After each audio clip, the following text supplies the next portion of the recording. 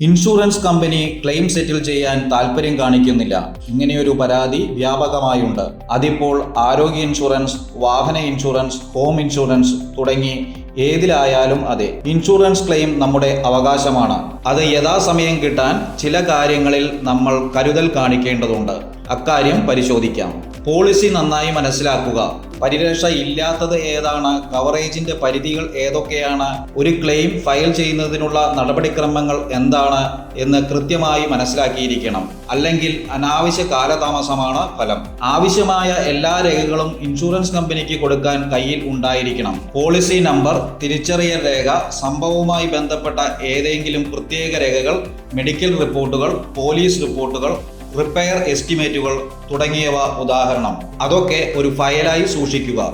Insurance കമ്പനിയിൽ കൃത്യസമയത്ത് സംഭവം റിപ്പോർട്ട് ചെയ്യണം. ക്ലെയിം സംബന്ധിച്ച് പതിവായി ഫോളോ അപ്പ് നടത്തണം. കമ്പനികളുടെ മൊബൈൽ ആപ്പുകളും ഓൺലൈൻ പോർട്ടലുകളും പ്രയോജനപ്പെടുത്താം. ആവശ്യമെങ്കിൽ ക്ലെയിം അഡ്ജസ്റ്ററുടെ സഹായം തേടുക. നഷ്ടങ്ങൾ വിലയിരുത്തി ഇൻഷുറൻസ് കമ്പനി നൽകേണ്ട തുക നിർണ്ണയിക്കാൻ സഹായിക്കുന്ന പ്രൊഫഷണലാണ് ക്ലെയിം അഡ്ജസ്റ്റർ.